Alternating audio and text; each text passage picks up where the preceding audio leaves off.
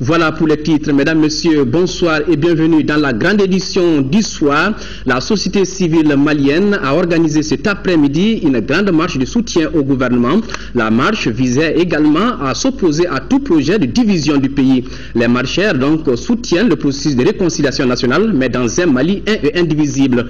La marche est partie de la place de la Liberté pour s'achever au monument de l'indépendance. Nous y reviendrons au cours de cette édition avec notre reporter Bourama Traoré. Cela dit, autre marche, le collectif des ressortissants des régions nord vivant à Sikasso ont battu également le pavé hier pour apporter son soutien au gouvernement du Mali. À l'issue de cette activité, une déclaration a été remise aux autorités régionales. Reportage Bambi Idrissa Touré. Partie de la place des martyrs, cette marche est une initiative du collectif des ressortissants des régions nord vivant à Sikasso et sympathisants. Elle a regroupé du beau monde avec un seul objectif, apporter leur soutien au gouvernement de la République du Mali, au moment où se tiennent les pourparlers intermaliens à Alger. Sur plus de 3 km, les marcheurs ont scandé des slogans pour l'unité nationale, la cohésion sociale, la paix et l'indivisibilité du Mali. Au gouvernorat où attendaient les autorités politiques et administratives, les marcheurs ont remis une déclaration. Le Coran rejette formellement toute idée de scission ou de fédéralisme, condamne cette attitude d'opposition des frères égarés à la main tendue du gouvernement en vue d'amener la paix et la cohésion sociale dans le pays. Demande au gouvernement malien de prendre toutes ses responsabilités. Oui à la négociation, oui au dialogue, oui à la réconciliation, mais l'unité du pays est sacrée. Le gouvernement, à travers le chef de l'État, a fixé des lignes rouges qui ont été expliquées à l'ensemble des Maliens, des lignes rouges dont nous en sommes convaincus ne seront pas franchies. Donc continuez à faire confiance à nos autorités, continuez à soutenir le gouvernement et tous ses amis qui œuvrent pour l'unité du Mali, pour la réconciliation au Mali. A signaler que la marche s'est déroulée sans incident et bien encadrée par les forces de l'ordre. L'assassinat odieux du français Hervé Gourdel doit interpeller davantage la communauté internationale à aider le Mali à faire face au terrorisme dans sa partie nord.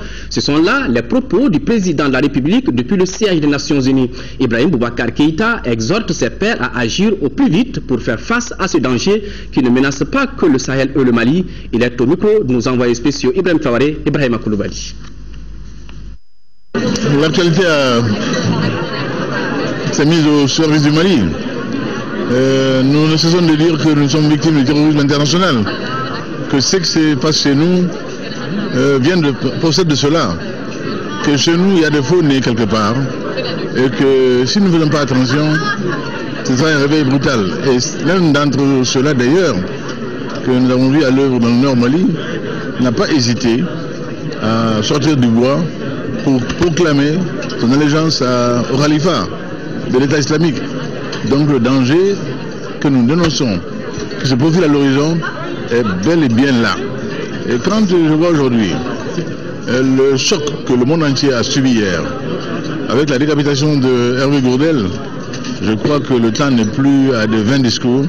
Il faut que le monde s'unisse pour agir et buter ce monstre-là hors des cercles du monde civilisé, du monde des hommes, de ceux qui méritent le nom d'hommes. C'est ce que je veux dire, et je crois que l'ensemble de l'agenda de l'Assemblée générale a été finalement changé. Et pour la première fois d'ailleurs, vous avez vu le président Obama présider cette session hier extraordinaire du Conseil de sécurité auquel nous avions été invités. C'est dire que le monde aujourd'hui, toutes tendances confondues, de quelque horizon que l'on fût, je crois que tout le monde est d'accord qu'il faut qu'on s'unisse, qu'on unisse les forces, qu'on les mutualise pour le combat contre le terrorisme. Et c'est cela qui est important. En marge donc de la 69e session de l'Assemblée générale des Nations Unies, les premières dames d'Afrique à travers l'OPDAS, leur organisation, ont participé ce matin au tournage de la grande campagne médiatique radio-télévisée à l'échelle continentale pour une génération sans sida. L'épouse du président de la République, Keïta Aminata Maïga, et ses sœurs comptent ainsi poursuivre le mouvement mené par les pays en vue de réduire le nombre d'enfants nés avec le VIH-Sida d'au moins 90%. Ndesisoko Dembawan, compte rendu. Les premières dames africaines se sont volontiers prêtées à l'exercice des messages vidéo pour la bonne cause. À la suite de la première dame de Madagascar, ce fut au tour de l'épouse du président de la République, Keïta Aminata Maïga, de se retrouver sous les projecteurs pour l'enregistrement de son message dans le cadre de la campagne médiatique continentale contre de nouvelles infections liées au VIH chez les nouveau-nés. La présente campagne souhaite utiliser les voix puissantes des premières dames d'Afrique pour sensibiliser les femmes et leurs familles.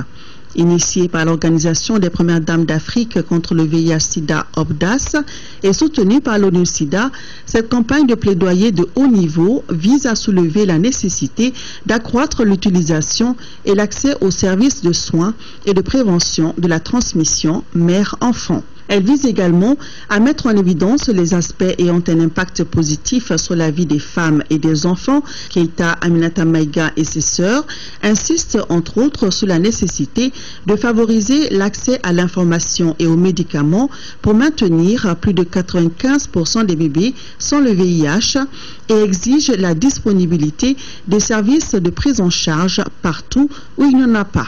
Les messages des premières dames sont brefs, enregistrés en 3 langues, anglais, français et portugais, afin de personnaliser la diffusion à la radio et à la télévision selon le contexte de chaque pays.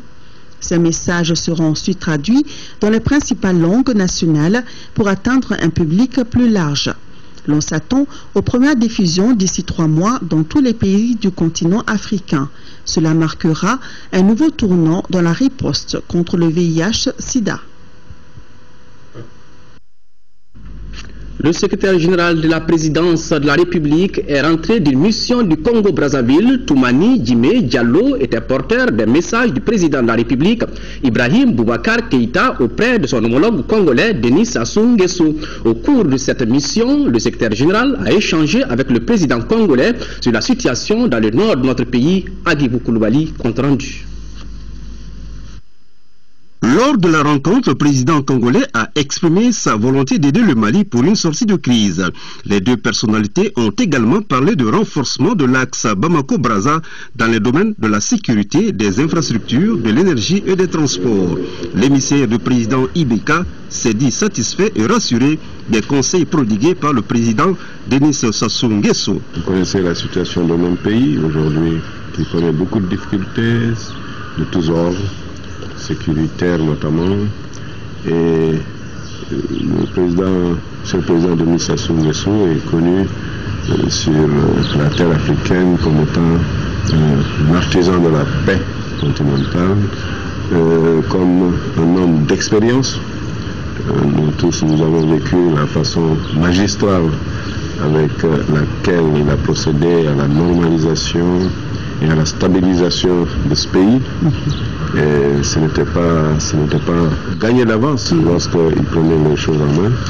Donc nous avons beaucoup de leçons à tirer de cette expérience. C'est l'une des raisons pour lesquelles je suis venu. J'ai eu l'honneur de recevoir ces idées sur ce qu'il faut faire désormais pour que la Centrafrique retrouve son unité dans une Centrafrique réconciliée. Parce que c'est un petit peu, nos problèmes sont un peu comparables, Centrafrique et Mali. C'est aussi parce que, comme je vous l'ai dit tout à l'heure, il a eu ce rôle qu'il a joué en Centrafrique, que je suis venu lui demander des conseils pour le Mali. L'audience s'est déroulée en présence du député Aïdara Chateau Cissé, du chargé d'affaires de l'ambassade du Mali au Congo-Brazzaville et de Zaïd Ben Barka, conseiller technique à la présidence de la République du Mali.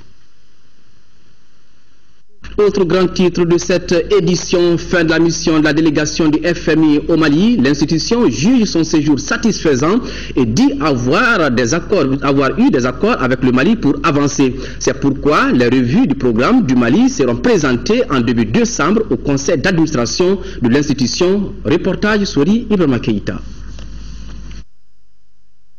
FMI Mali, le contentieux désormais vidé. En attendant le conseil d'administration de l'institution en décembre prochain et primeur au chef du gouvernement. La mission était tout à fait un succès. Donc nous avons trouvé un accord avec le gouvernement du Mali pour aller de l'avant. On s'est mis d'accord sur des engagements fermes et ça nous permettra de proposer les revues du programme du Mali au conseil d'administration du FMI début décembre. Premier facteur du dégel, la volonté gouvernementale de jouer à la transparence via audit du vérificateur général et de la Cour suprême notamment. Les autorités ont fait preuve de beaucoup de transparence en acceptant que les audits qui nous ont permis d'aller de l'avant, l'audit du vérificateur général et l'audit de la Cour suprême, soient publiés. Donc ça c'est une action préalable sur laquelle on est tombé d'accord. Autre facteur de dénouement, l'engagement du gouvernement à publier un rapport sur les personnes épinglées dans le cadre des surfacturations, à mettre en œuvre les recommandations de l'audit sur les constatations parmi lesquelles le contrat militaire était surfacturé. Donc le gouvernement a pris l'engagement de ne pas payer la partie qui est surfacturée et d'adopter la même attitude pour tous les contrats, tous les contrats d'achat militaire, et ça a permis de revoir à la baisse les contrats qui étaient prévus. Il y avait beaucoup de contrats qui avaient été lancés, mais sans crédit budgétaire. Dès que le gouvernement s'est rendu compte de cela, notamment à l'aide de ces deux audits, il a pris les choses à bras le corps et il a considérablement réduit les contrats. Il a dû en annuler également, de telle sorte qu'on est tombé d'accord pour une loi de finances rectificative, une nouvelle loi de finances rectificative en 2014. On a identifié 30 milliards de dépenses pour lesquelles il n'y a pas encore de crédit dans la loi de finances rectificative et que le gouvernement va prendre en charge avec une loi de finances rectificative en 2014. Donc ça c'est une partie de l'engagement. Donc on a un accord pour le cadrage en 2014 qui s'appuie sur une loi de finances rectificative et on a aussi un accord pour le budget de l'année prochaine. 15 jours de mission marathon avec comme interlocuteur le président de la République, le Premier ministre, le ministre de l'économie et des finances, des présidents d'institutions, le directeur de la BCAO et autres représentants de la société civile, du privé et des syndicats. Après avis favorable de la mission, prochaine étape, le conseil d'administration FMI de décembre pour un feu vert définitif relevant désormais du secret de Polichinelle. Juste après cette rencontre, la délégation du FMI a animé une conférence de presse. Nous y reviendrons dans nos éditions de demain avec Sori Ibrahima Keïta. Parlons encore des activités du chef de l'État. Le président de la République poursuit son séjour à New York où il prend part à la 69e Assemblée générale des Nations Unies. Ce matin, le chef de l'État a participé à un déjeuner pour le lancement du rapport du programme des Nations Unies Faire reculer le paludisme. Ibrahim Boubacar Keïta est venu soutenir la candidature de notre compatriote Dr Traoré Fatoumata Nafo au poste de directeur régional de l'OMS pour l'Afrique. Le chef de l'État a aussi présidé une réunion de l'organisation Gavi, l'Alliance mondiale pour la vaccination et l'immunisation, qui a décidé d'aider le Mali à renforcer son système de santé. Plusieurs autres rencontres étaient au programme du président Keïta dans la journée. Faisons le point avec nos envoyés spéciaux Ibrahima Traoré et Ibrahima Koulibaly. Agenda chargé du président de la République à New York. Ce jeudi, le chef de l'État a d'abord pris part à un déjeuner pour le lancement du programme des Nations Unies Faire reculer le paludisme. Il est dirigé par Dr Traoré Fatoumata Nafo. Le document indique que 3,3 millions de personnes sont décédées à cause du paludisme entre 2001 et 2012 en Afrique au sud du Sahara.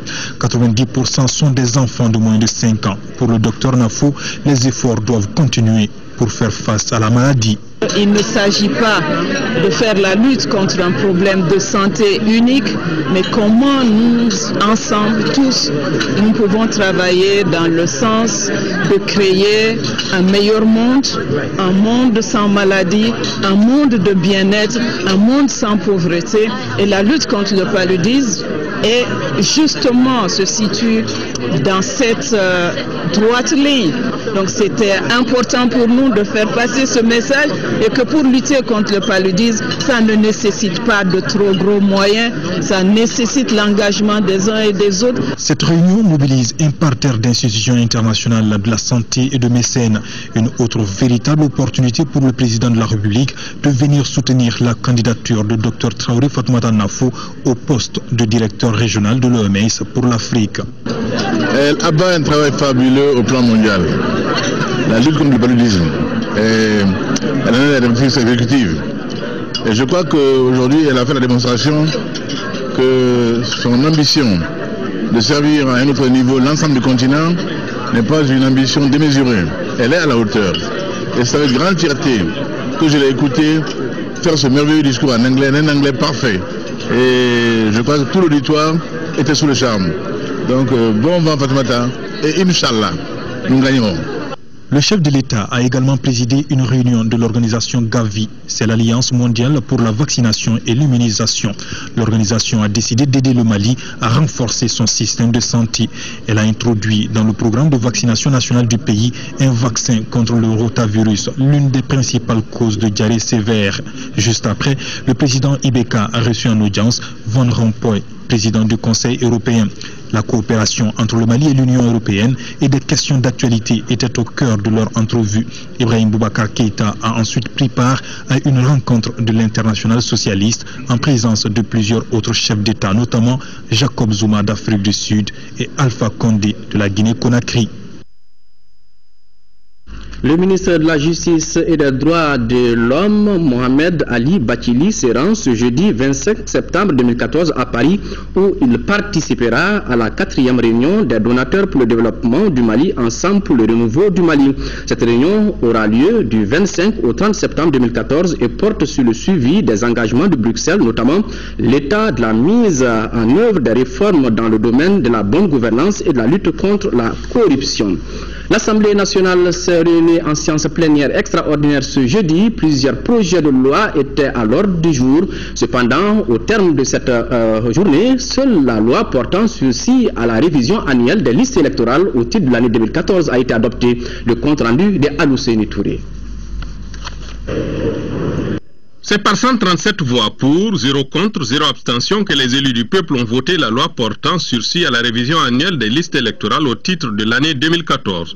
Au terme de cette loi, l'Assemblée nationale autorise le gouvernement à procéder à un recensement à caractère électoral à lieu et place de la révision annuelle des listes électorales, celle-ci ayant lieu chaque année. L'avantage de cette opération exceptionnelle est qu'elle prend en compte les nouveaux majeurs, les omissions et les erreurs. L'article 39 dit que chaque année, à partir du 1er octobre, il doit y avoir une révision annuelle des listes électorales.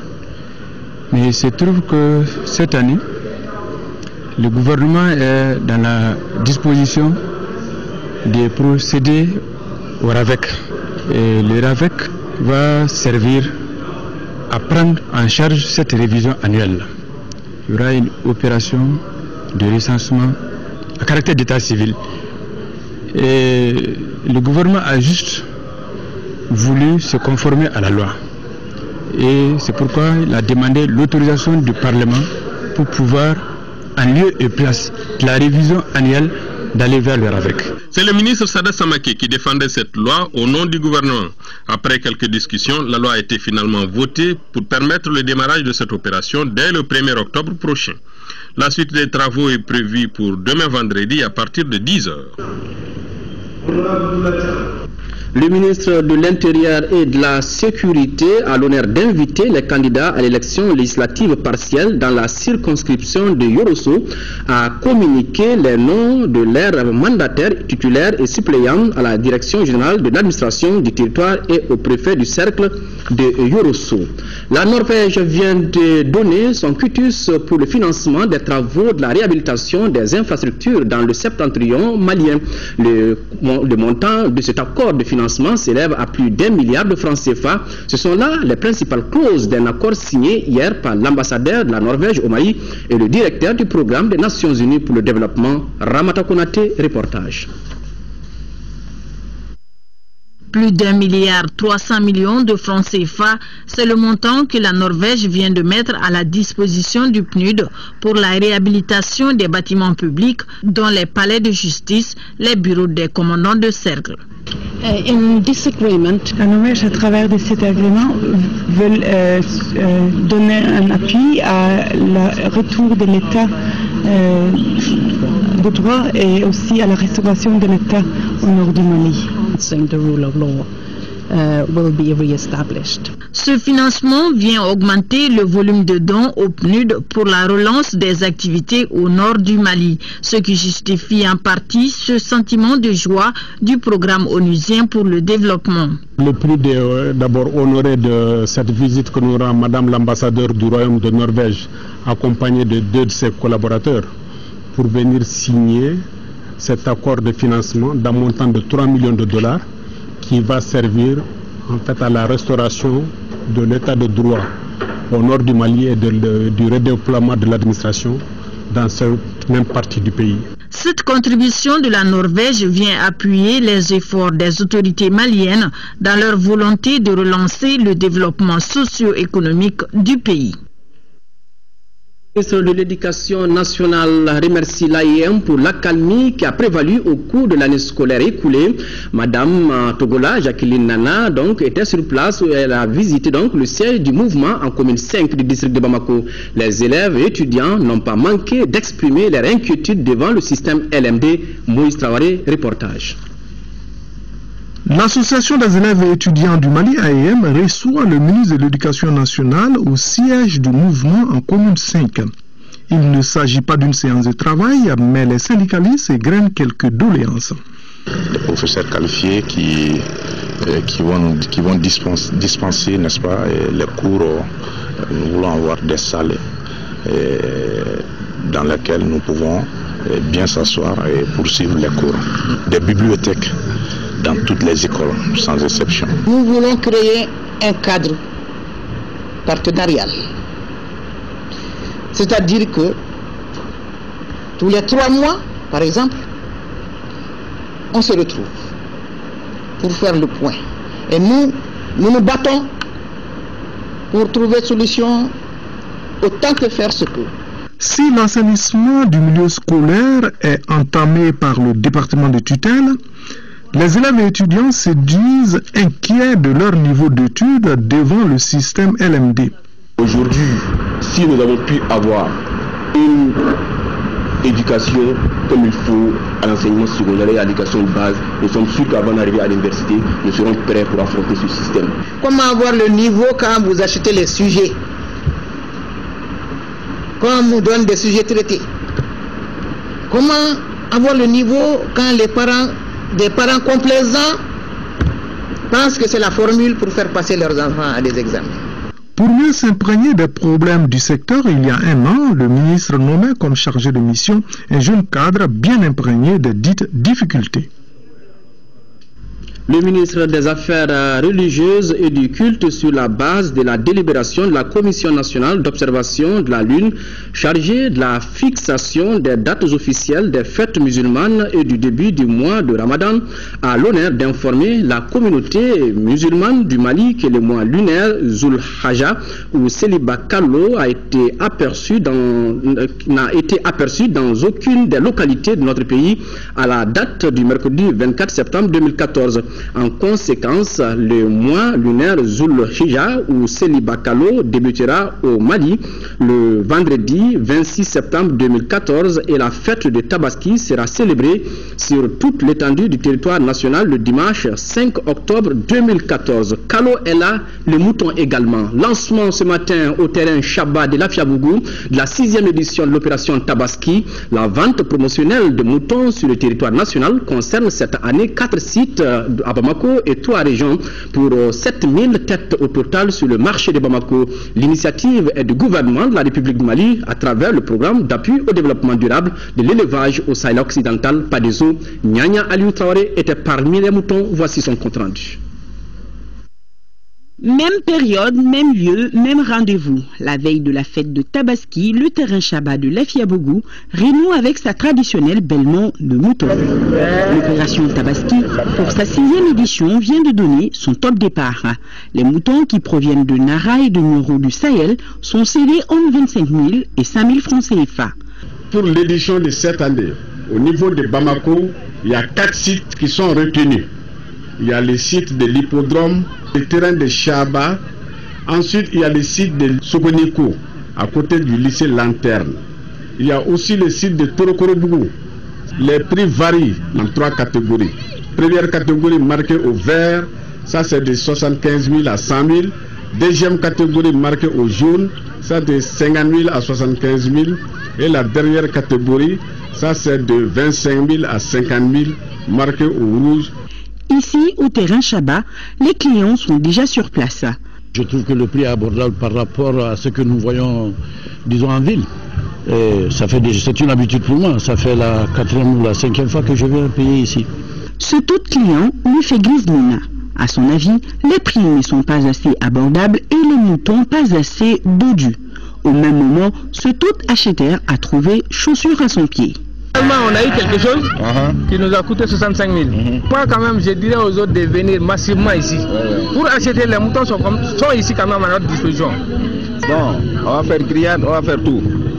Tout ce qui est bon. On va mettre sur le tiep et griller même. Voilà. La tête quand même on va faire la sauce. Voilà en tout cas l'objectif visé par le gouvernement.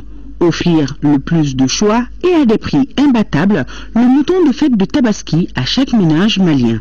Nous avons tenu vraiment cette année, c'est la 6e édition, à l'élargir à d'autres localités du pays. Donc la région de Caille est concernée pour à peu près 700 têtes. Et nous avons aussi la région de Koulikoro pour 750 têtes. Bamako, nous avons prévu 7000 têtes au niveau de Bamako. Et la région de Ségou aussi pour environ 1000 têtes. C'est en 2009 que cette vente promotionnelle de moutons de Tabaski a commencé.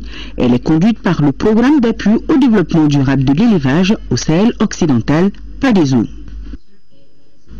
Dans le même registre, la grande mosquée de Bamako doit avoir un nouveau visage, surtout en cette veille de fête de Tabaski. C'est du moins le point de vue du ministre des Affaires religieuses et du culte, Thierno Amadou Oumar Asdiallo, qui a fait un tour à la grande mosquée de Bamako. Nous l'écoutons au micro de Batraoré. La grande mosquée, c'est une fierté nationale. C'est la grande mosquée de Bamako, mais du Mali. Nous nous acheminons vers la fête de Tabaski. Là il est le Crémir, et donc il est bon que je fasse un tour afin de constater comment vit cette mosquée, comment elle est. Le constat est lamentable. On se rend compte qu'elle est presque attaquée dans son intégrité, dans un état très obsolète presque, au regard des lézardures qu'on a sur les murs, la vétusté de certaines parties. Aussi, comme je l'ai dit, l'envahissement par tout ce monde à l'alentour, et qui n'est pas du tout séant pour un édifice aussi de lieu de grande spiritualité. Je suis là au nom du gouvernement, du président de la République, pour voir cela et voir quelles corrections nous pouvons apporter, et dans un bref délai, comment donner une belle robe à notre grande mosquée de Bamako. Promouvoir les droits de la propriété intellectuelle, c'est l'objectif d'un séminaire ouvert aujourd'hui à Bamako. Les participants vont passer en revue les enjeux de la propriété intellectuelle. L'exercice devra contribuer au développement économique à travers la valorisation des œuvres matérielles et immatérielles. Agali Adagissa nous en parle. La coalition malienne des droits de l'enfant et son partenaire, la fondation Noman pour la liberté, œuvrent pour l'humanisation des prisons. Elle organise dans ce cadre un atelier de renforcement des capacités des acteurs de la justice et des organisations de la société civile.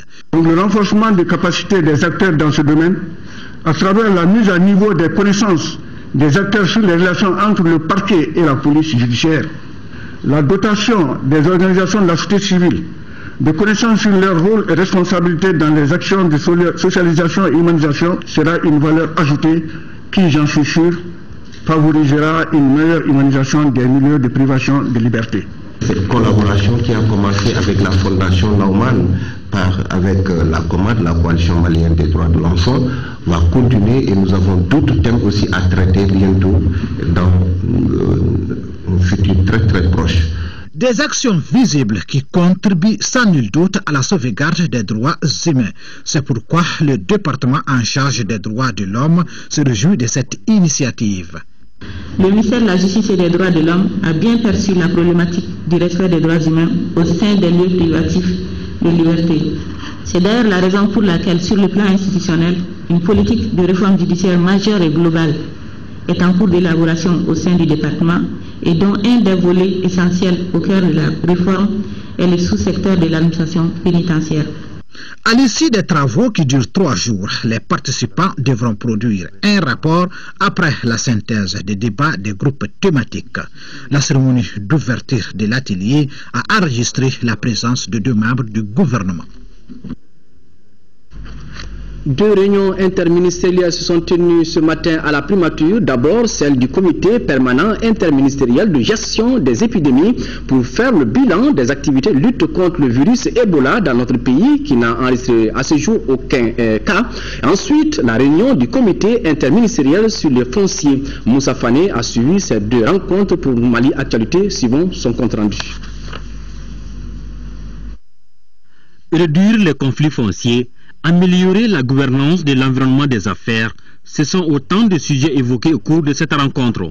La rencontre visait aussi à faire l'état des lieux par rapport aux problèmes fonciers et dégager des pistes de solutions. Nous avons passé un peu en revue les grands dossiers qui aujourd'hui nous préoccupent en termes de conflits, conflits déjà actifs, de conflits latents. L'objectif, c'est que nous ayons plus d'efficacité dans la gestion de ces problèmes-là, pour que l'État retrouve ses droits, que les situations aussi soient confortées, les citoyens soient confortés dans leurs droits. Nous ne serons en sécurité que si nous respectons tous la loi en cette matière-là. Le gouvernement a aussi engagé des réformes du secteur foncier à l'horizon 2018. Pour mener à bien cette réforme, il a décidé de suspendre la vente des terrains de l'État. Nous avons engagé une grande réforme de la gestion foncière qui, à l'horizon 2018, va nous permettre de disposer d'un système d'information foncière de type cadastre. Et ça passera par la relecture d'un certain nombre de textes, ça passera par la réduction du nombre d'acteurs dans le foncier. Nous avons pris une mesure d'urgence qui consiste à geler la cession et l'attribution de terres de l'État aux particuliers, personnes physiques ou morales. Il ne s'agit pas des transactions entre particuliers. Nous avons décidé, pour ce qui concerne l'État, de procéder à un gel pendant 6 mois. Et si c'est nécessaire, nous allons le renouveler. Après cette première rencontre, le comité permanent interministériel de gestion des épidémies s'était lui aussi réuni autour du Premier ministre pour faire le bilan des activités de prévention contre le virus Ebola. Un bilan qui concerne la période d'août à septembre 2014. Les dispositifs mis en place à travers le pays a permis d'effectuer 22 prélèvements. Ces prélèvements se sont avérés négatifs. Nous avons les cordons sanitaires qui travaillent aux principales frontières et des équipes mobiles qui circulent le long des différents points d'entrée des frontières. Nous avons également une activité de diagnostic en laboratoire. Nous travaillons avec le laboratoire CEREFO de l'école de médecine qui nous aide à examiner tous les cas suspects. Il y a un comité interministériel. Cela veut dire quoi? Cela veut dire que nous avons besoin d'autres compétences pour renforcer nos capacités. Je dois rappeler que cette lutte contre Ebola nous rappelle qu'il y a certaines pratiques qui devraient être des pratiques normales dans un milieu de soins. Donc nous voulons profiter de cette lutte pour accélérer la mise en norme de l'ensemble de nos centres pour les pratiques d'hygiène. Selon le ministre de la Santé, le suivi régulier des activités de cordons sanitaires et des sites d'isolement se fait par les directeurs techniques des centres de santé des villes frontalières avec la Guinée. Je vous le disais dans les titres, la société civile malienne a organisé cet après-midi une grande marche de soutien au gouvernement.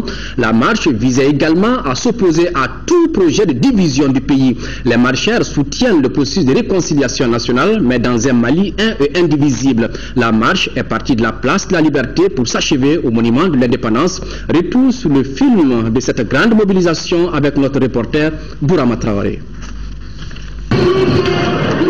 Des centaines, des milliers, difficile d'estimer le nombre de personnes présentes à cette grande marche. C'est donc un Mali pluriel, diversifié mais uni qui donne de la voix.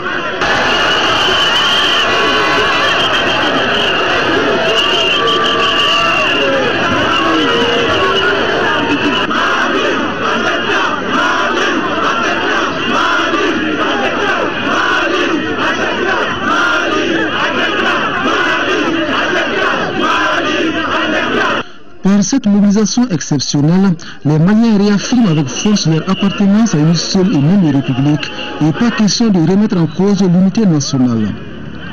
Nous avons estimé que notre pays, constitutionnellement, est basé sur une unité, une intégralité de son pays. Et nous ne sommes pas d'accord pour quelque personne que ce soit, que cette unité soit confisquée, qu'elle reste un Mali uni, un Mali un Mali indivisible, démocratique, laïque et social. C'est la société civile malienne dans sa diversité qui est à l'origine de cette grande marche dont l'un des objectifs est de faire échouer les projets séparatistes. Pour dire aux séparatistes, aux ennemis du Mali, que le peuple du Mali, la société civile du Mali, en répondant à l'appel de leurs leaders religieux, dit non à l'indépendance, non à l'autonomie, non au fédéralisme, non à un statut particulier pour un secteur du Mali, non les autres secteurs. C'est ça l'objectif de notre marche. Ça, c'est la voix du peuple du Mali.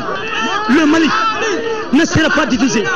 Non le fédéralisme, non le statut particulier de l'Azawad, non la partition, non l'autonomisation, oui l'intégrité territoriale du Mali. La marche est partie de la place de la Liberté et s'est achevée au monument de l'indépendance.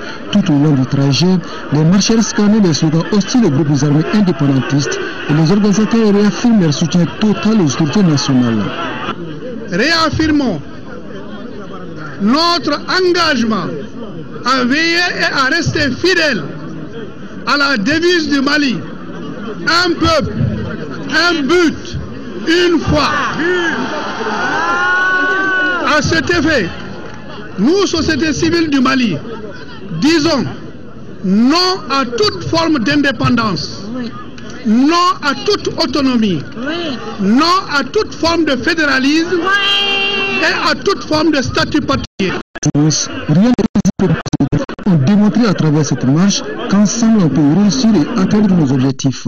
On en a marre, on est fatigué, on a marre, le Mali est un peuple uni, le Mali est un peuple pacifique, nous avons assez encaissé, donc nous on veut, en tant que femmes, on veut que ça cesse, que ça s'arrête, qu'on n'a pas besoin de ça, qu'on a besoin du développement optimal et durable du Mali. Nous disons oui à un Mali unique. Oui à un Mali laïque, oui à un Mali prospère. Aujourd'hui, il n'y a pas opposition, il n'y a pas majorité, on est les mêmes.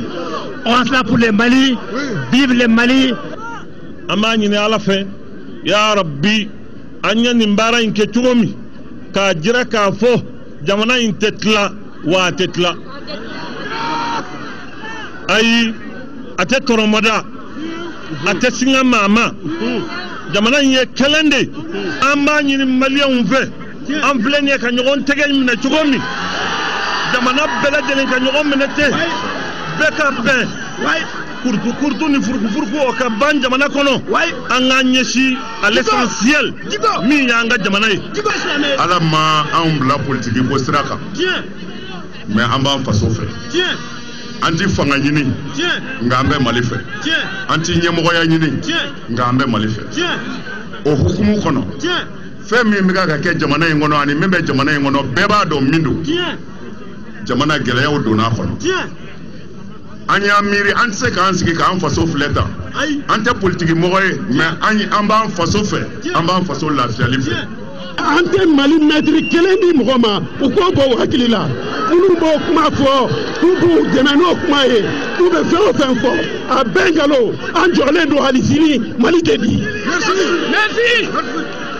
Mali tɛ di bi a tɛ di sini mètre kelen tɛ di an ka jamana y'an ta ye. Cette démonstration de force est le début d'une série d'actions visant à défendre corps et âme l'intégrité territoriale du Mali. Les séparatistes et leurs acolytes sont donc avertis. Nous reviendrons sur les temps forts de cette marche avec des interventions en Bambara demain soir après le journal télévisé. Bientôt un document de politique nationale de développement du sport au Mali. Les différents acteurs du domaine se concertent pour doter le sport malien de textes pour une meilleure gestion des disciplines et des infrastructures sportives. Khalifa Namatraoré, reportage. Véritable phénomène social, le sport constitue un élément de développement socio-économique et culturel. À ce titre, il a besoin d'une administration efficace et des textes régissant sa bonne pratique. Le gouvernement, à travers le ministère des Sports, s'est donc attelé à élaborer un document de politique nationale de développement et de promotion du sport. Spécialistes ou experts des sports, responsables des fédérations et associations sportives, anciens ministres du département et journalistes, tous se sont engagés à identifier les difficultés qui entravent le plein épanouissement du sport au Mali afin d'en trouver des solutions durables. Cette volonté politique d'impulser et de coordonner les activités physiques et sportives a été constante au niveau des différents gouvernements de la République à travers des actions phares. Cette politique nationale de développement et de promotion du sport, dont l'adoption sera une première dans notre pays, ambitionne de réaliser un certain nombre de chantiers, notamment la création de l'Agence nationale de développement du sport, ANDS, la mise en place d'un fonds national de développement qui intègre également le programme de soutien aux anciennes gloires du sport malien, la création de l'Office de gestion des infrastructures sportives, l'institution de l'ordre du mérite sportif, la redynamisation du sport scolaire et universitaire, la création de l'inspection des sports, pour ne citer que ceci. Ce document de politique nationale des sports doit permettre aux différentes disciplines d'être plus viables, plus compétitives sur l'arène internationale et même plus professionnelles. Rencontrer les acteurs du monde rural, échanger sur l'état d'exécution du plan harmonisé de la campagne agricole 2014-2015, tel est l'objectif de la visite du ministre du Développement rural à Nara et à Kolokani. Au cours de cette visite, Boukari Tereta a trouvé des pistes de solutions à certains problèmes qui constituaient un obstacle à l'exécution correcte du plan de campagne en cours d'exécution. Envoyé spéciaux, Mamourou Sidibé, Tchédje Kamara. Cette visite du ministre du Développement rural à Nara a pour but d'échanger et d'analyser avec l'ensemble des acteurs du secteur rural le plan harmonisé des campagnes 2014-2015. Bien que jugé insuffisamment harmonisé, le plan de campagne agricole 2014-2015 promet à Nara. Je dois dire hélas, il y a une grande rupture du point de vue communication entre le sommet et la base. Nous avons beaucoup de choses à revoir en termes de réglage, en termes de communication. Cela fait plusieurs mois que nous parlons de plan de campagne harmonisé et consolidé. Nous avons décidé de le décliner courant campagne 2014-2015 en plan de campagne régionale, en plan de campagne locale. Apparemment, le travail n'a pas été suffisamment fait. Le ministre du Développement rural a insisté sur l'intégration dans le plan harmonisé de la campagne les filières lait, viande, poisson et œufs. Au ministre, les éleveurs de Nara ont signalé les difficultés liées à la transhumance. Notre deuxième objectif stratégique, satisfaire l'autosuffisance alimentaire et nutritionnelle, est plus réussi que si nous développions et l'agriculture et l'élevage. Donc Nara doit travailler à mettre en équilibre l'agriculture et l'élevage. Malheureusement, l'extension des champs commence à obstruer progressivement vraiment les voies de passage des animaux, les pistes de passage. Il y a aussi des fois des faits d'hommes. Nous avons réaffirmé les principes. Nous voulons bâtir un état de droit. Au cours de la visite des réalisations du Prodesen et du Padezo, des projets partenaires du monde rural à Nara, la gestion du parc à bétail a été mise au point.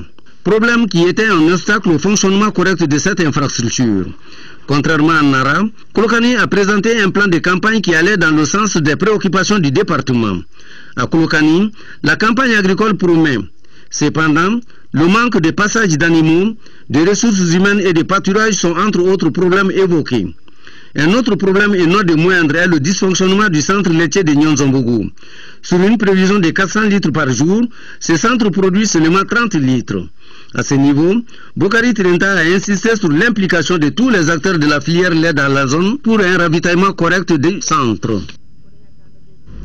Monde rural, toujours à Sikasso, visite d'échange sur l'impact de l'utilisation des engrais organiques et biofertilisants, l'accroissement de la production et de la productivité en milieu paysan. Une journée porte ouverte sur les parcelles test dans la ferme sémencière de la CMDT vient de se tenir dans le village de Dé. Objectif, sensibiliser les producteurs agricoles sur la bonne pratique culturelle. Reportage d'Aouda Diakité.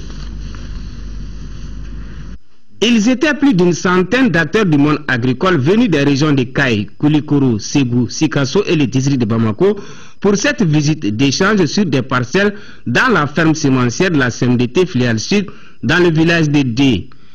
Une initiative de la Société africaine de distribution et partenaire de la société Éléphant Vert Mali et Toguna Agro-Industrie. Aujourd'hui, il y avait à peu près 120 personnes pour pouvoir montrer les résultats de l'application du biofertilisant Fertinova. C'est d'apporter aux producteurs une rentabilité économique, c'est-à-dire d'avoir des achats d'intrants qui sont diminués par rapport à la dose de Fertinova qu'on pourra apporter à un prix compétitif pour avoir un rendement sur le coton qu'on estime à peu près à 30% supplémentaire par rapport au rendement qui existe aujourd'hui. On a vu que l'aspect végétatif des parcelles fertilisées à base de Fertinova étaient meilleures par rapport aux autres parcelles et les épis quand même étaient bien développés. Une démarche en phase avec la vision des plus hautes autorités qui œuvrent pour faire du Mali une puissance agricole d'ici à l'horizon 2018. Ces démonstrations nous ont permis de voir beaucoup de choses. Ça a vraiment des effets positifs pour notre productivité. Les échanges qui ont suivi la visite des parcelles de coton et de maïs hybrides soumis aux tests ont permis à l'encadrement technique et producteurs agricoles de mesurer les potentialités des engrais organiques et biofertilisants sur les rendements des productions agricoles. Lancement le week-end dernier à bout de feu dans le cercle de Kita des activités du projet Une école, une unité de soins. Le projet ambitionne de construire 5 écoles avec une unité de soins et un forage dans les 5 des 33 communes de Kita. Envoyé spéciaux, Sokona Kamisoko, Adraman Keita. La pose de cette première pierre à bout de feu dans le cercle de Kita marque le lancement du projet dénommé Une école, une unité de soins. Le projet envisage de construire 5 écoles de la première année à la 6e année avec une unité de soins et un forage dans 5 des 33 communes du cercle de Kita. Nous voulons faire un transfert de compétences. Nous avons une expertise. Nous souhaitons mettre cette expertise à la disposition de la population. On va les assister pendant un certain temps. Sinon, le projet, ça a duré indéterminé. Le montant est un peu élevé parce qu'un kit fait 103 millions avec les équipements. Si vous multipliez ça par 200, vous faites une idée de ce que ça peut coûter. Le projet se réalise grâce à l'accompagnement de la Société africaine de commerce général et de construction, SACOGECA. Ces structures, ces kits permettront, je l'espère, à vos enfants d'évoluer dans d'excellentes conditions et devenir, j'espère, les cadres prochains de ce pays. Les autorités coutumières et administratives ont salué cette initiative, tout comme le premier vice-président de l'Assemblée nationale. Le député élu à Kita a saisi l'occasion pour lancer un appel aux populations bénéficiaires. Je vous lance cet appel pressant. Il s'agit de vous approprier de ces cadeaux pour que nos populations en soient de véritables bénéficiaires. Aux populations d'avoir une capacité de compréhension diligente afin d'adhérer à toute forme organisationnelle positive pour l'atteinte des objectifs de ce projet. Chers partenaires, vous venez d'engager aussi une véritable lutte pour la réduction de la pauvreté dans le cercle de Kita. La prestation des artistes du terroir a donné un cachet particulier à l'événement.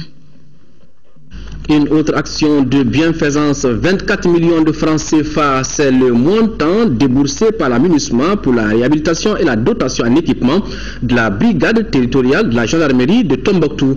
Une action de solidarité de la composante police MINUSMA saluée par la hiérarchie militaire malienne. Reportage Yeya Tandina. C'est dans le souci de mener à bien la mission régalienne des forces de sécurité que la mission intégrée des Nations Unies pour la stabilisation au Mali, à travers sa composante police MINUSMA, vient de réhabiliter et équiper la brigade territoriale de la gendarmerie de Tombouctou.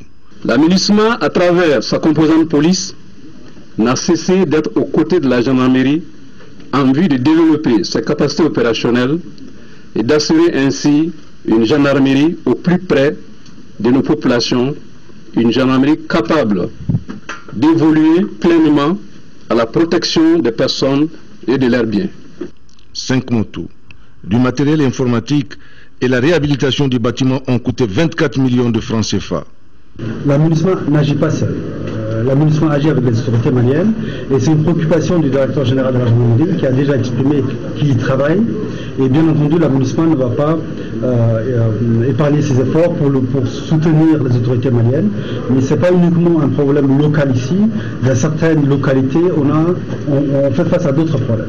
Mais ensemble, c'est des efforts convergents qui vont donner des bons résultats. Cette gendarmerie vient de promettre qu'ils en feront un très bon usage. Et ils en ont ajouté jalousement. C'est sûr et certain qu'ils seront dans les conditions. Les correspondances sont ainsi effectuées à cet effet et nous suivrons jusqu'à ce qu'on arrive à point de les mettre dans les conditions requises. Coupure de ruban, remise de matériel et la visite des locaux ont mis fin à la cérémonie inaugurale. En 5e région, le programme Chantier des jeunes et volontariat est désormais opérationnel dans le cercle de Yuwaru à travers cette activité pilotée par le Centre national de promotion du volontariat au Mali. Il s'agit d'utiliser au bout de 30 jours 200 jeunes dans des activités de haute intensité de main-d'œuvre et 25 autres jeunes, cette fois-ci des diplômés sans emploi comme des volontaires d'urgence dans les domaines de la santé et de l'éducation. Reportage Yacouba Maïga. Après Ténékou, c'est le cercle de Yuwaru qui est l'heureux bénéficiaire de l'accompagnement du gouvernement au titre de la résilience de la jeunesse. Un accompagnement qui se traduit par la mise en route dans cette localité fortement affectée par les effets de la crise sécuritaire du programme intitulé Chantier des jeunes et volontariat sous l'impulsion du Centre national de promotion du volontariat au Mali. Ces activités d'assainissement, de volontariat sont des activités citoyennes qui vont occuper pour le chantier des jeunes 200 jeunes au terme de 30 jours que durera le projet et 25 volontaires dans la santé et l'éducation pour renforcer les capacités des communautés au niveau des volets très sensibles que sont la santé et l'éducation.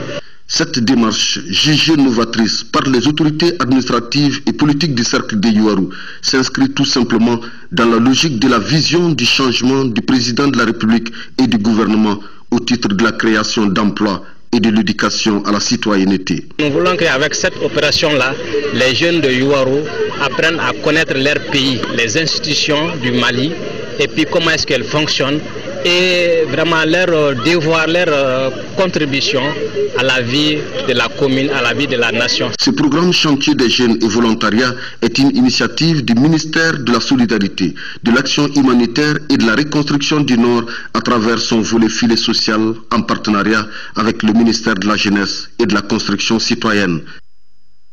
On va souffler maintenant avec cet élément culturel, ouverture officielle de la 10e édition du Festival international de musique au Mali, dénommé Tamani d'Or. L'événement avait pour cadre l'esplanade du palais de la culture Amadou Hampâté Bâ de Bamako. La manifestation rassemble les artistes musiciens maliens et étrangers, les producteurs et les managers des spectacles. Modibo Soirée était sur place, voici son compte rendu. Cette manifestation culturelle vise essentiellement la promotion de la musique malienne et plus généralement celle du continent africain et de sa diaspora. Véritable espace de rencontre et d'échange, le Festival international de musique au Mali se veut avant tout une plateforme d'intégration des cultures africaines à travers la musique. Cette année, le thème choisi par l'agence Pacte Afrique, la MINUSMA et leurs partenaires est intitulé Spécial paix et réconciliation nationale au Mali. Nous avons décidé d'encourager les ONG, les associations, des artistes et d'autres institutions qui travaillent actuellement pour le retour de la paix au Mali. Pour ce rendez-vous 2014, la délégation générale de Tamani proposera aux festivaliers et au public bamakois plusieurs activités qui cadrent avec la thématique du festival. Des ateliers de formation du monde de la culture, des conférences débats, des expositions, des concerts, bref, le cours de la manifestation sera la soirée de remise des trophées appelés les Tamani d'or prévus ce vendredi soir au Centre international de conférences de Bamako, CICB. Au-delà de l'hiatus connu ces 12 derniers mois, le Mali renaît et vous venez annoncer cette renaissance avec les belles couleurs que sont la musique, l'art et en général la culture. Tamani festival musical, festival culturel, thème principal la réconciliation. Je crois que vous ne pouvez pas en trouver meilleur. Merci à la MINUSMA qui nous accompagne dans cette situation. Ce qu'aujourd'hui nous souhaiterions sortir de cette crise, mesdames, messieurs les artistes, vous avez montré la preuve. Combien de mouvements vous l'avez fait, de musique, de chant, de peinture, d'exposition, criés pour la paix, pour l'unité. Outre l'animation musicale assurée par Cheikh Sissoko et ses 5 tamans, le groupe Adrar de Kidal et le Burkinabé Ousmane Traoré Flèche, la cérémonie a été marquée par la visite de 2 stands érigés sur le site du festival, autrement dit le village Tamani. Voilà, c'est la fin de cette édition. Au nom de l'ensemble de la rédaction, merci de votre aimable attention. Demain, 10h-13h, retrouvez Amara Malé Diallo et j'aurai le plaisir, s'il plaît à Dieu, de vous présenter les éditions du soir. L'info continue sur notre chaîne. Tout de suite, le journal télévisé des formations avec Rachel Tessougué. Au revoir et qu'Allah bénisse le Mali.